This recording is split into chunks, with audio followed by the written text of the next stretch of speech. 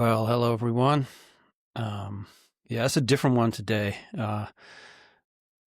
Don't have any guests, and I don't have my sister. Sister's supposed to jump on, but she had a last minute emergency. Let's try and jump on yourself, Mr. Joby. I was thinking today, I've been thinking a lot about a lot of things.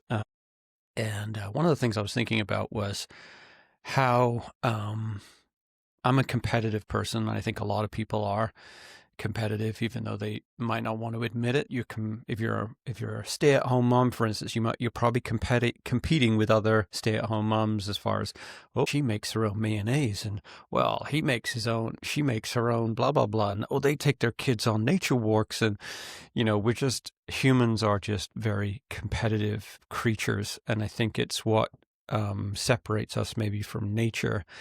Nature seems to stay in its lane. A squirrel doesn't look at as far as I know anyway, a squirrel doesn't look at a duck and think, oh man, I'd love to be able to fly and land on a pond. I think it's just satisfied gathering nuts. And, a duck doesn't look at a squirrel and think, well, I wish I could gather nuts. I think that's the beautiful, maybe calming quality of looking at nature. It brings us calmness because it just is. It kind of lives in its isness. Of how it was created, a tree. It always amazes me that, I've said this before, you walk into nature and you see a tree growing by itself, not being noticed by humans, maybe, and just seems so solid and peaceful, and staying in its lane. But whereas humans are always competing with each other, wishing we had someone else's stuff, looking over the fence, comparing. My daughter said to me even last night when I was tucking her in, she goes, oh, some friend at school called me a skinny bitch. And I said, well, you understand that they're projecting because they're probably not skinny. And she's a beautiful girl, my daughter, and they're jealous. And so their only way of communicating that to you is by cutting you down for your qualities. So, it starts young, right? You go to a nursery and a kid got a piece of Lego and the other kid wants it and there's a fight. And I was thinking about my competitiveness and I was listening to this podcaster yesterday I've not listened to before, and he got to a commercial. I'm just going to be really honest. He got to his commercial and he said, I think they were talking about like some kind of keto diet. And he said, I got on this keto thing and it gave me way more energy. And so I called the company up and so I've invested millions of my own dollars into this company. And I'm just like, I listened to that and I'm like, fuck. I was really enjoying your podcast until you said that. Because if I'm honest, I was just like, shit, this guy has like left the stratosphere now. I felt like he was on, like, obviously way more successful than I am, but in that vein. But I felt really demoralized because he's got millions of dollars. Now, I don't know much about this guy. Maybe he's got a side hustle before he got into podcasting, but my initial knee-jerk feeling was to not listen to him anymore. And I didn't like that part of me. I don't like that, that in me. We want to, what is that song, that chaos song, crab in the bucket? We want to pull people down to our level. We have a hard time with people succeeding. We have a hard time encouraging people, saying, yeah, you won that, and I didn't, and good for you. I see it in my son when we're in mountain biking a lot, and in the summer there's races and you get the same usual suspects show up and the same guys seem to do better than him. And, it really demoralizes him. And I was kind of coaching him, and, I was like saying, try encouraging when he wins, try and celebrating with him and see how that makes you feel. Maybe it's that all ships in the harbor rise type of philosophy, but yeah, so I saw that in myself, and then I was thinking, what? And then I was watching some movie in the evening, and I was like, back in the day, and it's easy to say back in the day it was better. it was just different back in the day. We found different things to worry about. But, back in the, John Wayne, Marilyn Monroe, all these type of big time actors, it seems to me like in the world of entertainment, there was a hard line between the successful and those who hadn't succeeded yet. And it was almost like those superstars were just untouchable gods. And I'm just guessing because I didn't live back then, but it seems like as time has moved on, it's become more and more accessible. And maybe it's the introduction of YouTube and the internet, which has kind of created a free market. It seems more and more everyday folks, if they really put the time in, can go viral, can have a very, very successful and lucrative career. And I think that's amazing, right? That is amazing. But I think also I would be lying if I said to myself, if I said, that doesn't affect me in some way. It makes me feel like, oh, what's the point? There's a little bit of that comes up in me, and I don't like it. But if it's too attainable, like I don't look at Olympians, an Olympic runner or Olympic cyclist or Olympic whatever, and feel shitty, because I'm just like, they're so far above what I can ever attain at my age, that I can watch it and just enjoy the art. But it's almost like that gap has been bridged. This in-between slot has been bridged now with the introduction of the internet, and it's just kind of narrowed the playing field to make it easier to make that leap. There's these rocks now that are in the void, and so now it's like, ooh, but it's just right there.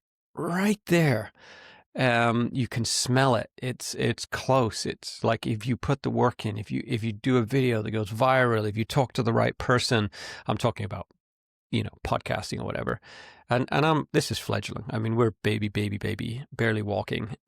So I'm not pretending that we're even remotely close to anything of any notoriety, but it does make me feel, these feelings come up in me, and I'm just like, well, I'm just going to talk about my weak side, because there's a weakness there. And, there is that truth that, all ships in the harbor rise, like, encourage those, those who are doing better than you, and it will rub off on you or something like that. I don't know what the economy is, how that economy works, but it doesn't work very well if you're jealous and bitter and frustrated. And so, yeah, I wonder if other people feel that way. If other people feel, I mean, if you're, women have a really hard time at the moment, young women, comparing themselves to those on the internet who are doing bigger and better things and look beautiful and have all these filters, and these influencers, that they weren't a thing back in the 50s and the 60s, even the 70s or even the 80s. They weren't a thing. Now, so the Vogue magazine was almost like untouchable.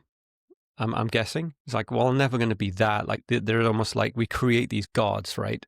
And it's interesting how that's another subject I want to kind of dip into.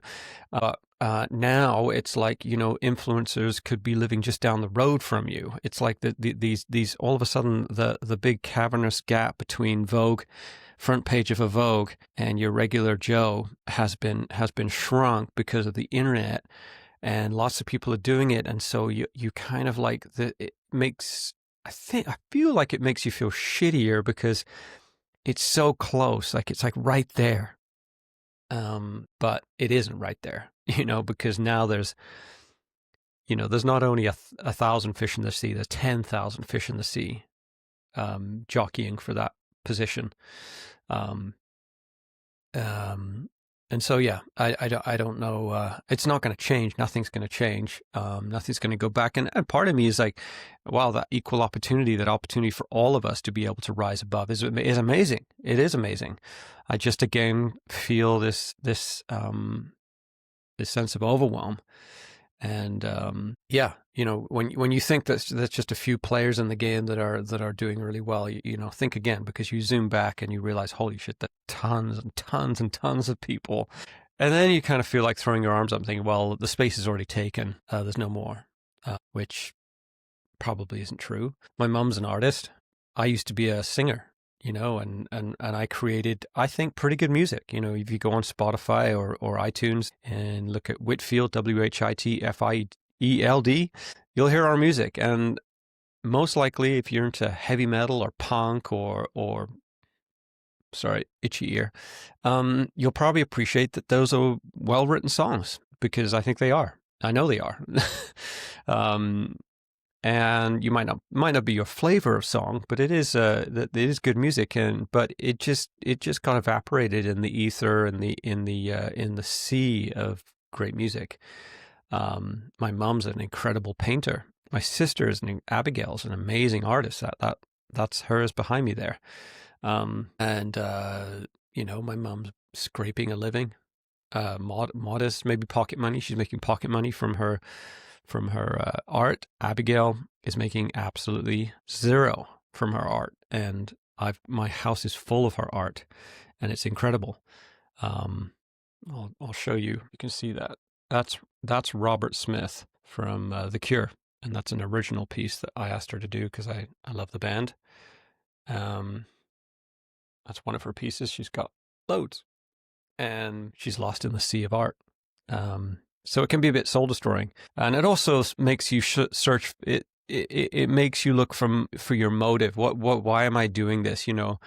I personally have never been very good at just kind of doing things half, like just for the pleasure of it. I'm actually learning to do that. I'm trying to learn because I literally have to try to learn to do things just for the pleasure. I'm just hardwired to go full send on whatever it is I'm doing. And if I can't attain greatness in that area, then I will more often than not just pull the ripcord. If you look past at my history with those types of things, I'll just pull the ripcord and try something new. I used to race bikes when I was 15. I got into bike racing, road bike racing, and it was my life. Like 5-6 years, that's all I did, live, breathe biking. And I put my heart and soul into it. And I'd show up to races and get left behind sometimes because I was just training by myself. I didn't have a big group of people, so I wasn't being pushed to the limit of what I could do. And I remember riding my bike in a race and getting dropped. It was a race of about 100 people, getting dropped between the breakaway group and the pack or something like that. And I'm in a country lane. There's no spectators at this spot of the course. And I was just shouting at God, fuck you. Like, I can't believe you. Just let me win. Just give me somehow expecting God to just kind of come behind me and blow wind behind me and just blow me up to the finish line. That was my belief. I really, because I grew up in a Christian home and I believed God was going to do something like that. And it pissed me off that he didn't. And I'm not naturally talented at sports. I try. I'm the guy that works twice as hard as everybody else and still doesn't get super close to the guy who's just naturally gifted and doesn't have to try that hard. And then one day I just quit. I threw it all in, and I sold my bike and just never touched a bike again. Literally never rode on a bike. It was all I did to zero. And then I moved from that to a bunch of other things. Like I was working with First Nations people, homeless people, doing relief. I went all in on that, just like all in. All I did was that. That's all I thought about. I couldn't pass a homeless guy without pulling my car over and going to sit with him or talk to them. There was we were down in Seattle on the weekend, and there was an Aboriginal day, and there was, these women drumming on their drums, and, the me of like 22-year-old me, would have gone and just tried to mingle with those folks and try to, so like drawn. And then I just overcooked myself and completely cold turkey stopped. Like, it's the weirdest thing. I just like, boom, stopped. I mean, it feels like, who was that guy? And then I did the same thing with music. So yeah, it's a weird thing. And so I have to learn to just do things for pleasure. I think hunting was one thing. I've kind of dabbled in hunting, and that was very humbling, because you put so much time in. Like, you drive to a place, it's like a day drive, and then you invest days of just hiking through the bush and often see zero. And you really have to ask yourself over and over again, why am I doing this? What is in this? From, like, it's rare that you see an animal, because the outback here in Canada is so massive, and the skill level is minimal. I haven't had a lot of practice in it, and I kept having to tell myself, this, you're just in nature, just enjoy that part. And there's a real tension there that I struggle with, and maybe you struggle with it too. Is that kind of mediocrity, maybe, or and then having to find that vein of the pleasure that might not be winning per se. Marriage, a relationship can be like that, right? The romance kind of wanes off a bit. It's not like it was when you were dating, and then you were just kind of in for the grind sometimes, and you have to kind of find. Well, I think in a relationship, there's things that lock you in. Kids, a home, you're financially intertwined with each other, and some of those things kind of can lock you in. I'm not saying that I have a bad relationship. I have a great relationship, but it's definitely a lot of work. And that original fire is not as hot as it used to be, if I'm really honest. It's you have to mine that out. As soon as you throw kids and work and life and stress into the equation, it muddies the waters of that initial fire in a relationship that brings you closer. So yeah, anyway, I was just kind of thinking about that, and I think humans are always torn and struggle with just being okay at something, just enjoying the moment. Some people really do, and they got it figured out. But for a personality like mine, my DNA, it's a struggle. It's a struggle just to be okay with that. And there's a call to find the deeper pool of fulfillment that might not be in the world's eyes successful. Do you know what I mean? It's like it might just be you and the thing, or you and the creator, or you and nature. Yeah. I listen to this podcast called Modern Wisdom every now and then with Chris Williamson. Again, another very successful podcaster, but he's put the work in. I think in 7 years he's done over 1,000 podcasts now, and making a very tidy living at it. So he did a podcast recently, number 999, and just kind of, I listened to it twice, actually. My wife and I went to Seattle to see one of our favorite bands with some friends, and on the way, we listened to this podcast, for me, a second time. And there was so much gold in it. I think he was kind of like the best of, and what he's, so I'm just pulling up my notes on it, but what he's gleaned over the last 100 podcasts. And I'll share a couple things that really hit me hard. And one of them was time. Like, the older you get, the older I get, time seems to go faster and faster. And you kind of get this panic, anxiety. It's like, holy shit. Like, my kids are growing up super fast. Life is zipping by fast. I can't believe it's Christmas again. I can't believe it's my birthday again. I'm another year older. And there's this little bit of panic that can set in when it comes to time running fast. And he said this very simple but true fact. And I'll share it with you, because maybe you didn't listen to this podcast. So the human brain, as far as I can understand it, the human brain is created to record new things, because it's like I don't know if it's like a safety mechanism, but it's like a survival mechanism probably. So when you do something new, your brain hits record automatically and starts to record that new thing that you're doing because it doesn't know if it's going to need that information again. Say you're walking through a maze and you want to find your way back, your brain is going to record the way you walk because it's like it knows that it's kind of going into a situation where it needs to find its way back. So subconsciously, your brain records new things that you do. But it stops recording when you start to do repetitive things. And how many of us in our day-to-day life do repetitive things? Like my sister has often said, all I really do in my life is drive and walk from room to room. But what goes on up here is always crazy and new.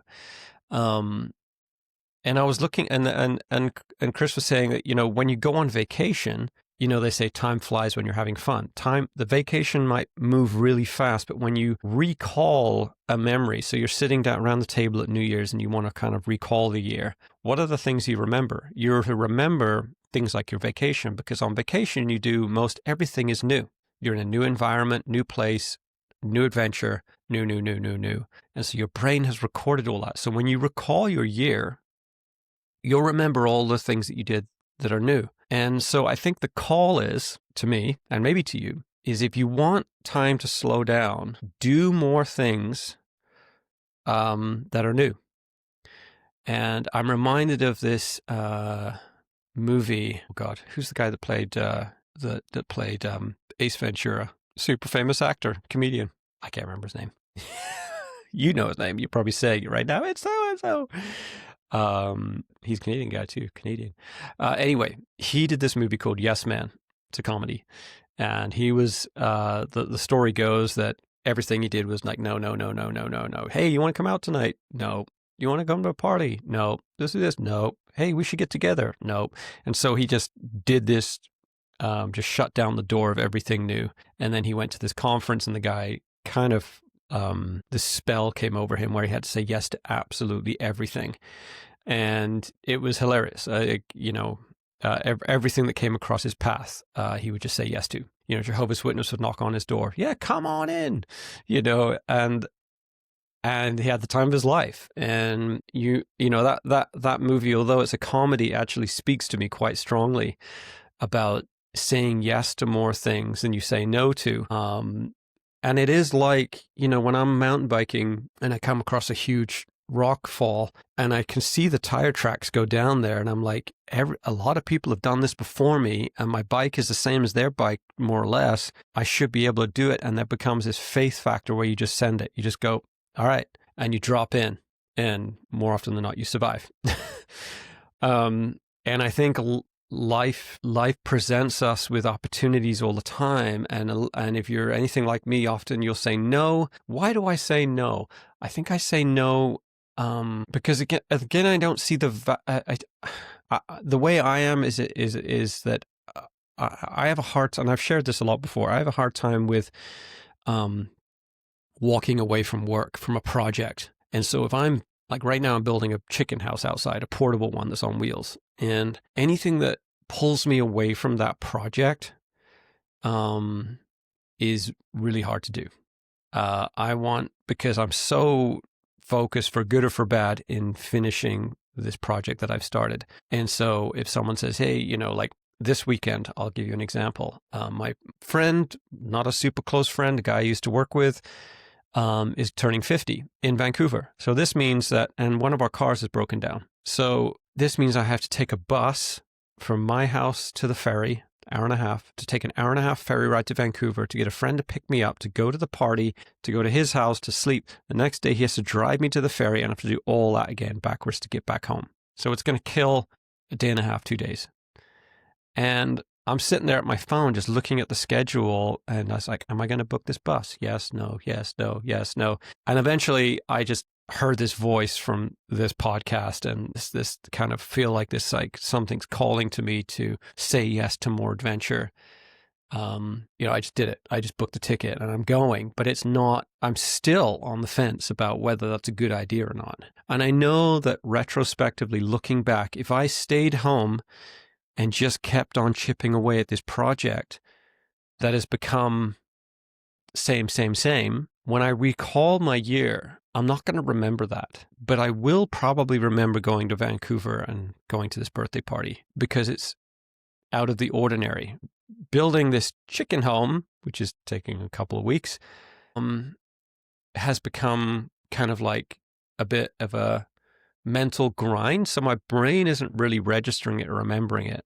And so I think, I've had a very adventurous life and I have said yes to a lot, but I think the older I get and the more responsibilities or whatever, I just find myself saying no more than I say yes to things that are community based. Friend wants to go for breakfast, go for coffee, and it is low on my list of wants to do. I have to physically write it down, book the date, and then I go, and then I never regret it. I always have a good time because, I was listening to Gary Brecka and he said, there's only like 3 or 4 things you have to do in your life if you want to have longevity. And, like eat pure food, do this, do that, that. One of them is community, right? And we all know that the blue zones in the world where people live to over 100, more than any other place, one of the biggest things that separates them from us is that they have community. And so I know that this community thing is really good for me, but I have a really hard time choosing it over a project. And that's just me being honest. I mean, we had some friends come and get some eggs yesterday that live just down the road, and they say, hey, we should get together sometime. Maybe Sunday, maybe Friday, maybe that. And I'm honest, like inside me was tightening up. I didn't want to nail it down. Like I didn't want to like set something down in stone and say, yeah, let's do this Sunday. Because I'm like, what if that eats into other time, other stuff? And it's really upside down. It really, like, it's not what I'm choosing is not the more valuable thing. The more valuable thing is community, spending time, doing adventurous things. And so, so if you want time to slow down, and I think we all do, especially at my age, our age, whoever's listening, then put more adventure in your life, make more memories. More memories equals time slowing down. Now, a minute is a minute is a minute, an hour is an hour is an hour, is a second, a second, a second. The second doesn't change, but I think it's the recall. It's that recalling, right? So because what do we all do? We sit around and we say, oh man, that week just flew by. I don't even remember what I did all week. I don't even remember. It just flew by. And that's a horrible way to live when you realize that we're only going to be on this planet for a finite amount of time. And, often when I lie in bed, just before I go to sleep, I'm like, well, that's a day just gone that I'll never get back. It's a one and only. That day was a one and only. And what did I spend that day doing? Did I just spend that day worrying? Did I spend that day doing positive, And so there's this constant call that I feel to myself to make the day count. And to make the day count, you need to do things like, when Gabe says, hey, Dad, let's go fishing, and I'm halfway through a project, that is the better thing to do, not only because it's an investment between me and my son Gabe, but it's creating more memories. And so when you look back, you don't just say, wow, that year just flew by. I had the first year we moved here, I think I was 50 or 51. I was 50. And at my birthday, we sat down and my kids were like, what do you want to say? Like, how was your year? And I said to them these words, I said, that was the best year of my life. And I've done a lot more adventurous things in my life. But that year, the reason I said it was the best year of my life was because we moved to a new location here on the island. And that whole year was new experiences, new friends. Every time I drove down the road, it was like I hadn't turned around this corner before, haven't gone this way before. The environment was new, the experience was new, everything was new, and an adventure, and the year preceding that, after that, didn't feel the same on my birthday. It was like, whoa, I kind of flew by. What happened here? And now I'm realizing, it's because you've got familiar with that place now. And now you've started to get into the rut of doing the same old thing. And so, Chris said this, he goes, much better that you look back at your life in your old age and you just see a corridor of amazing paintings and just all these experiences than looking down a corridor of just bland drywall and white paint. So, I encourage you all, and I'm encouraging myself, when an opportunity crosses your path, hey, let's go out for coffee. Let's do this. Let's go camping. Do it, because what you're doing is you're creating a memory that you'll then be able to recall, and it will give you the illusion that time is not moving too fast. When I was growing up, we were quite a very Christian religious upbringing, and we had this prayer tin. And it was a tin in our table. And in England, when we grew up anyway, we'd always eat breakfast together, we'd always have dinner together. It's very different when I moved to America, where they said, well, we eat together at birthdays and Christmas.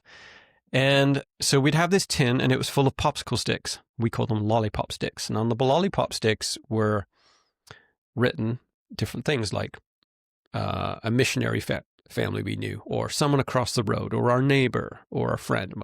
And so you would just pick one out, and when we go around the table, and you'd pray for whoever was on that lollipop stick. I was saying to my wife, I was like, we should do that and just put a whole bunch of different things to do. Go to the movies, have a coffee, play a board game, go for a walk, pack up a tent and go camping. There's this one spot in Yes Man where him and this girl, they just go to the airport and they say, what's the next plane to leave the airport? We want on that plane. And it took them to like Nebraska, some tiny little town, nothing town. But they had a really great time and created a memory because it was completely random. And I thought for me and my wife, like that would be a good thing to do. And I should do it. I'm going to try and do it, but just pick a popsicle stick out, whatever's on there, you have to do it. And, it's scary to do those things, but I don't think you'll ever regret it. I don't think I've ever regretted doing anything that's like a little outside the box of my norm. So yeah, a long and the short. A long story, long journey. It was regurgitated from a podcast, so I'm not going to say this is an original thought of mine. It's not. It was regurgitated from Mr. Chris Williams. Let's read here. I'm just looking at my notes I took from, another thing that Chris talks a lot about, because I feel like I'm very similar to him in this way, is that work. Again, it kind of touches on what we've already talked about, but workaholism. Really.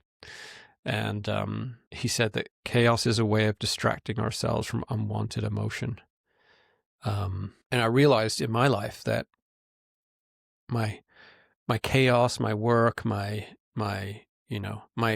day of a full agenda, although it gets a lot done, there is a part of it where I'm running away from just sitting with myself, or even facing my own issues, pain. A relationship has a funny way of digging up the earth in your life. Like it has a funny way of exposing your issues. I mean, I think one of my biggest struggles, really honest here, is intimacy. Because, I love my mom and my dad's passed, but didn't grow up in a really affectionate home. There wasn't a lot of cuddling, not a lot of closeness.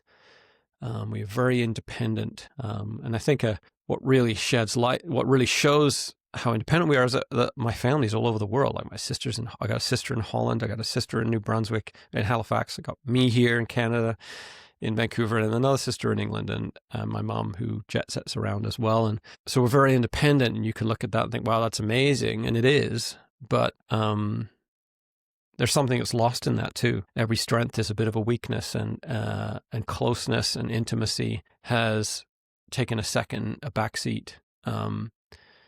And I have a hard time with I don't know, just being really free with, I love you, you look amazing, you're beautiful. All these things come out when you first fall in love, right? Like it's almost like this like heightened sense, and but the true me really struggles with closeness and empathy. Not a lot of empathy was shown to me growing up. And again, I'm not trying to throw my mom under the bus in any way, shape, or form, but it's just the truth, it's just the way we were raised, and it probably reflects into the way that my parents were raised. I don't think my dad had a very close relationship with his dad. In fact, I know he didn't, and so it's very hard to model closeness when you never had it modeled to you. And I think through the generations, you can whittle away at that and get better and better at it.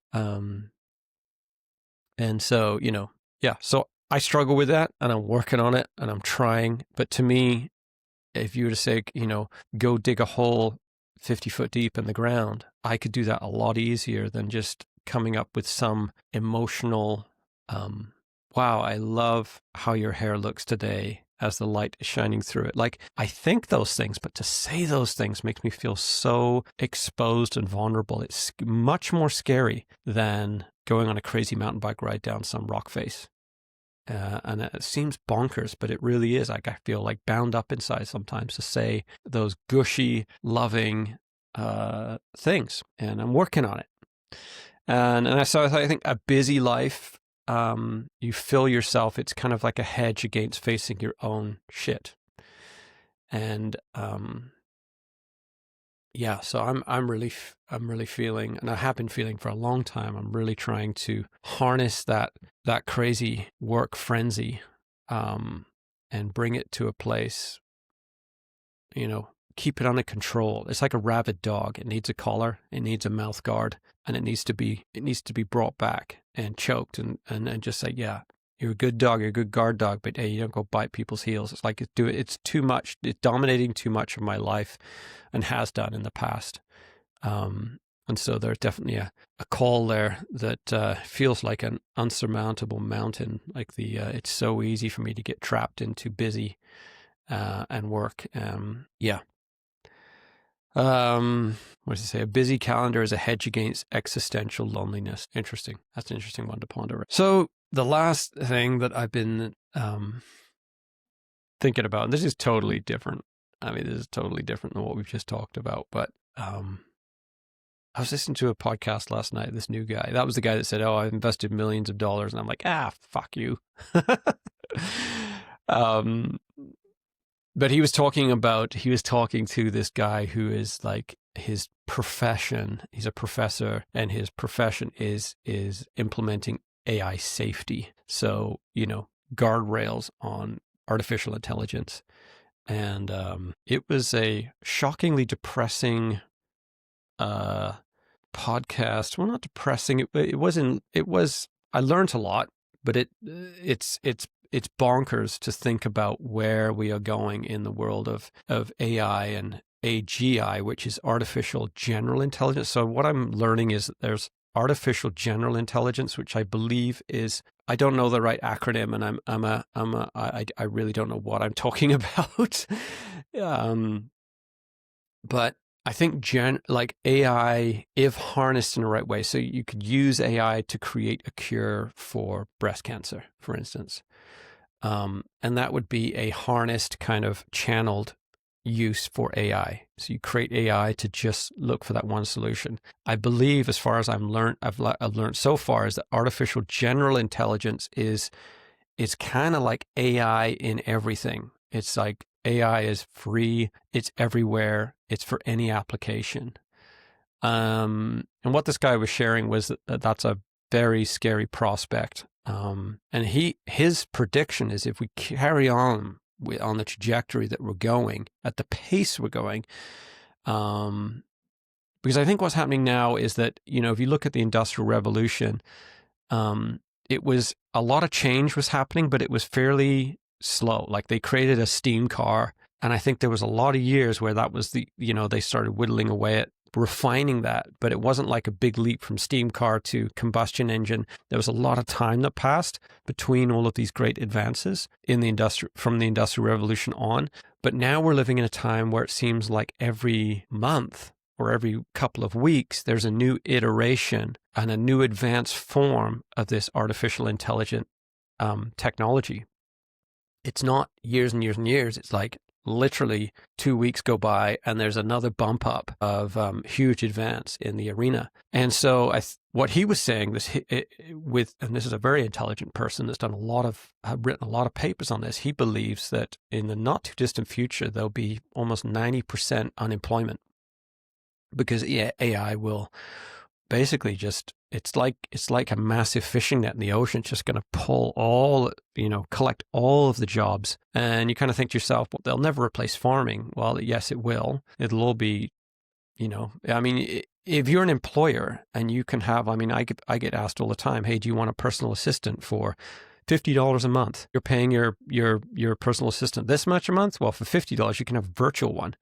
And if you're a numbers guy and you just think, holy shit, well, yeah, I can get it done for a fraction of the price and still make the same profit, still make more profit, still have the same productivity for a fraction of the price. It's very tempting to do that. Why wouldn't you? And so we're seeing that all the time, right? You go to a shopping center now, like you go to Walmart or you go to any big shopping center, and there's no more cashiers. I mean, it's become like one or two self-checkouts to they're all self-checkouts now.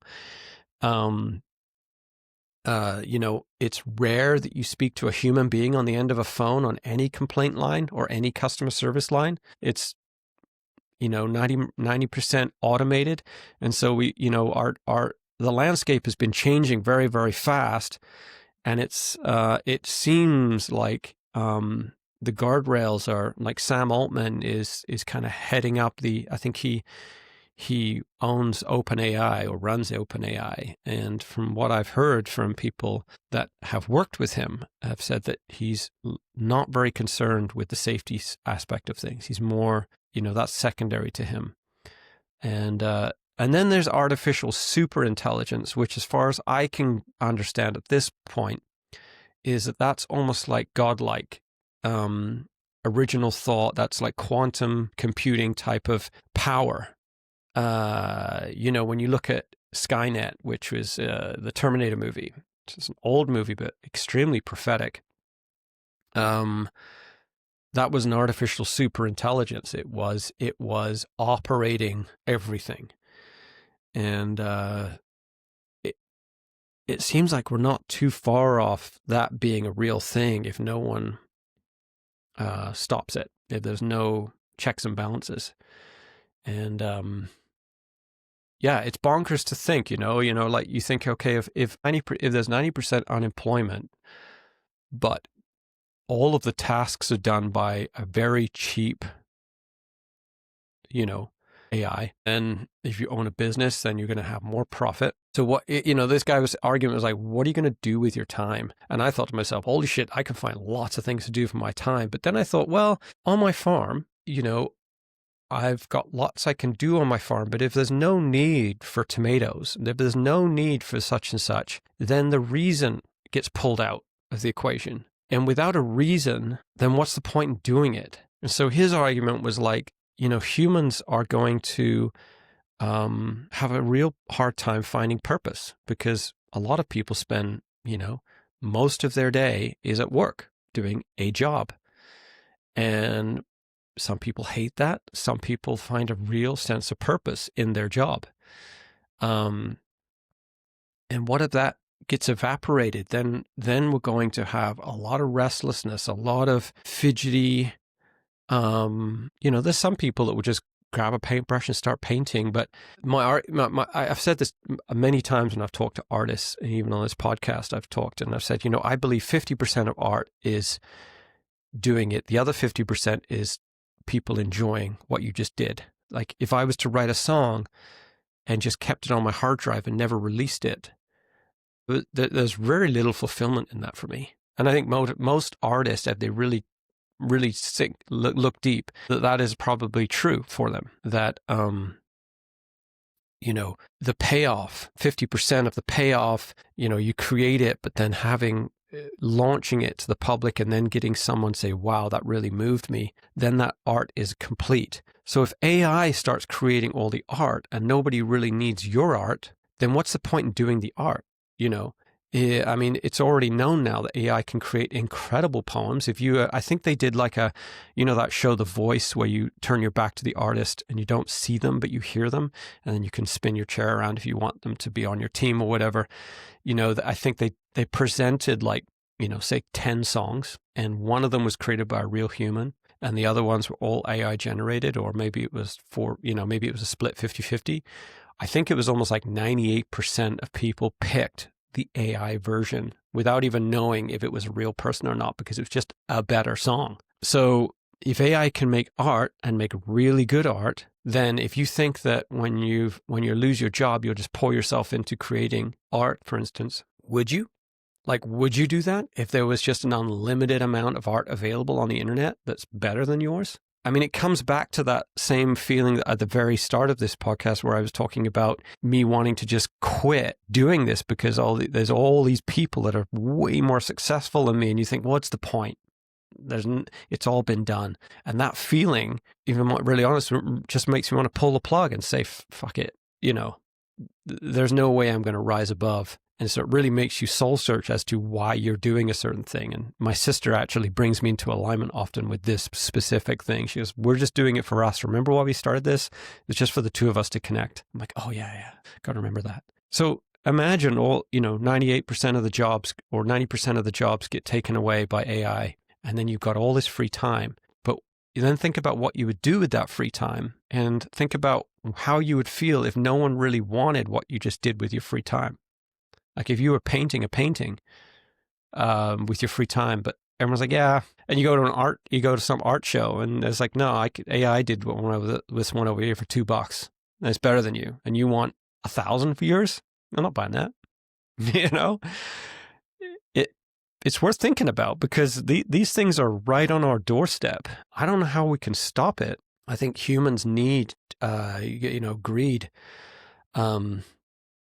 for power and for innovation way supersedes the guardrails. We just cannot stop ourselves. We're on a treadmill now that's not turning off. So I think these things are, if you have young children, this is something we need to think about with our children. It's like, what kind of career are you going to go after? And is that career easily replaced by AI? Because that's not like a dream thing to think about anymore. That's a reality that's on the horizon. I think the only thing that's going to stop the trajectory that we're on as a human race would be some kind of cataclysmic event, like a meteor hitting the earth or a massive volcano or earthquakes. That would be a big reset moment where, all of the data farms just get wiped out, and it's like you have to start from scratch again. But barring that happen, if that doesn't happen, we're on a one-way trajectory, it seems, to this, and it's motoring.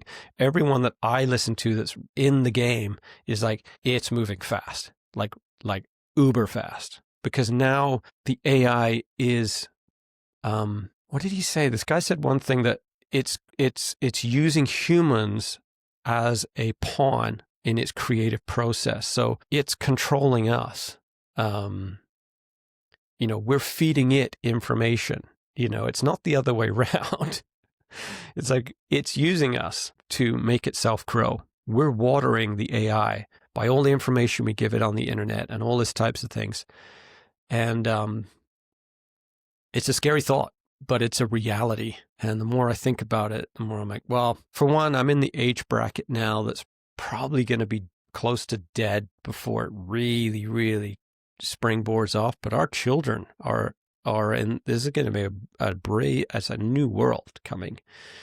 And I think it's an important conversation that we need to be having with our kids, as far as like, what does this landscape look like, and how can you best survive it? I still don't know how AI is going to fix a plumbing leak in a toilet, but it might. You just don't know. It's going to replace farming. It's going to replace so many jobs. And then we're left with, what do we do with our time? And then with what you do with that time? Is anyone going to actually appreciate what you do with that time? There are things out there for sure. There is a play. There is a way to get around this. There is a way to survive it. But I think it's not as simple as what we might think it is. And then I was lying in bed last night, and towards the end of this conversation that I was listening to, so I'm regurgitating other people's wisdom here, but I heard a very compelling argument. Sorry, I got to check the time here. A very compelling argument. One sec. That's right. A very compelling argument over the theory that we could be in a simulation. And this guy, who's a very smart guy, he's like, I'm 98% sure we're in a simulation. And I'm like, whoa. And I've heard Elon Musk say that he's in the high 90s percentage believes that this is a simulation. And he said, take all the computers, all the gaming consoles in the world, and each gaming console has multiple games. So if my son had a gaming console, he might have 8, 10, 12, 15 games. Each game, you can create your own universe inside that game. Times that by however many people, I don't know if it's close to billions of different worlds inside that game. And so I still haven't unpacked this thought, so I might just edit this out and not put it in there. But, there is a possibility that a super intelligent something has created this world, because you can put VR goggles on apparently, and it feels like real life in there. I've heard, what's this game, Grand Theft Auto? You can create a whole world in there. And there's people in there that are just like, if you go into the world of Grand Theft Auto, as far as I've been told, there are people that go in there and they're like a librarian, or that someone that works at the motor vehicle licensing place, and they have an apartment in the game, and they have to go to a regular job in the game and put in regular hours, like real-time hours, to get money. So there's people that sit in the cop car and pull you over for a speeding ticket, and it's like you have to go pay that ticket if you want to be able to drive your car inside the game. I mean, it's like closer to reality. It's so parallel to real reality, but it's an alternate reality. And I'm sure that there are people that are living on craft dinner and in some scuzzy basement, spending most of their time with their goggles on in this virtual world. So what if this is a big game? This is a simulation that has been created for us. And they're like, well, in this world, we need to create a God. They need to have something to believe in. And they need to have ambition. The more you think about it, the more you think, holy shit, we could be. We could be in a simulation in someone's game that's super, super elaborate. Maybe when you when you watch those shows and you see people that have almost died and they say they saw this great light, maybe you're touching the edge of the game. Maybe you're coming out and you're seeing the creator, and then you're coming back and then you're sucked back into the game. Maybe that's the veil. It's a huge maybe, but I don't know. Seems like we're in the game, creating the game again or something. Maybe someone's just sitting there having a great old time creating this world, kind of like Sims or any of these games where you create worlds. Maybe it's like that on a massive scale.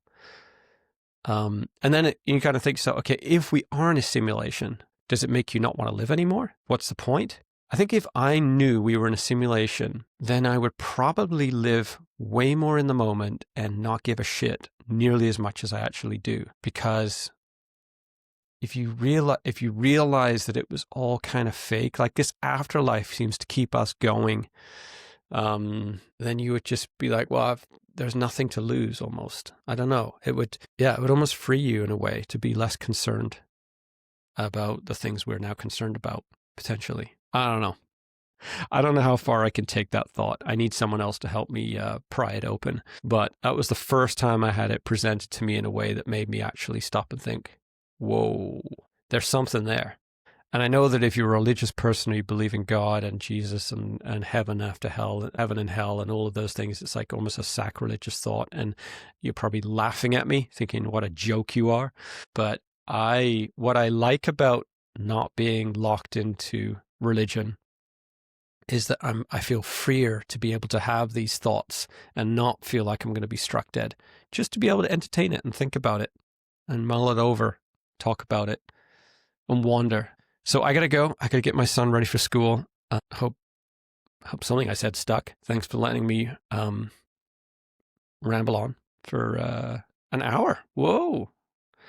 And next time my sister will be there. She's an interesting girl, isn't she? She's got great wisdom. Whenever I listen to the podcast with her in it, I'm like, she's got so much gold and has such an amazing way of unpacking things. And it's great. So anyway, gotta go. Love you guys all. Thanks for following us. Please hit subscribe. Please share with your friends. And we'll see you next time. Check you later.